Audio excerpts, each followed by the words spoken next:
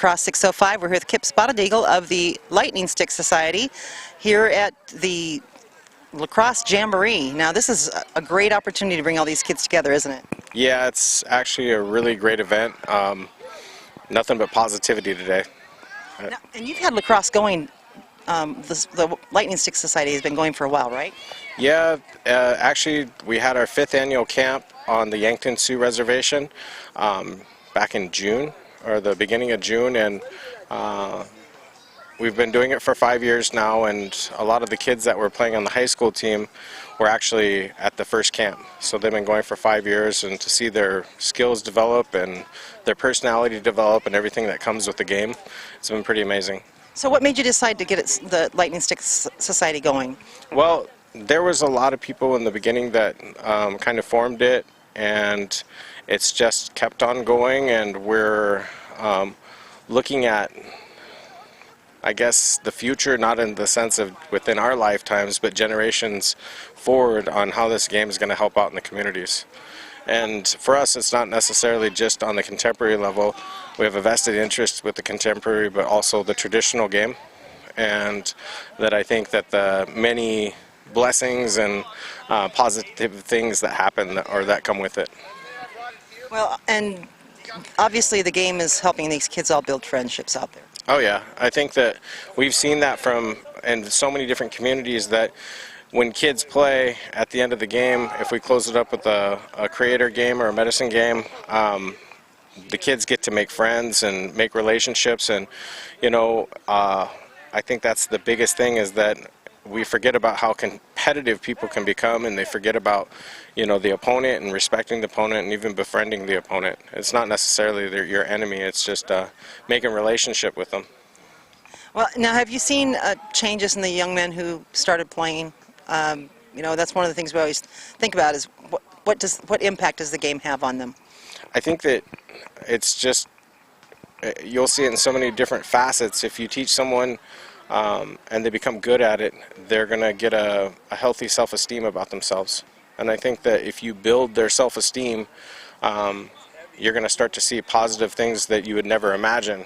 And I think with lacrosse, we're seeing these boys that are excelling into a higher level with their skills and their leadership, that they are becoming leaders, and they're becoming in their peer groups, not necessarily what we can see, but we can, from afar, we'll see them being leaders in their peer groups, which is good because we're reinforcing that with positive behavior. And not only are they developing those leadership skills with the contemporary game, but you also have, as you mentioned, the traditional game and the roots. Yeah, and I think that for us it's important to keep that intact, because I think that with any sport you can go to the point where you're trying to destroy your opponent, but I think that you have to keep intact the fact that you have respect for your opponent. And I think with the traditional games, that's what we're trying to enforce, is that it's a game, and it's a positive thing, and it's not about humiliating and destroying your opponent. It's about playing for a higher purpose, and that's for the people. And the older people on the sidelines that are watching this, they're feeling good about it because it's fun to watch. And the other thing we have to look out there is you see Native kids, you see kids of all races out there playing the game. It's the game. That's all it is, right? Yeah, it's the game, and I think that in a lot of facets, these kids are, in the tribal communities, see it so much more than a game with, what they're doing, and they're having a positive impact on their community by playing a game where they're praying for people that are sick, or if they're thinking about, they're doing it for someone's birthday. So it has more of a practical application for family and unity amongst communities on that level. It really seems to be, we talk about race relations in South Dakota, being an issue with Native people and non-Native people, and that's not an issue out there. No, and I think that it's obviously we're not looking for the game, playing the game to solve all problems, but it looks like it's going a long way. I think that it's just it's a tool, and it depends on how we use it.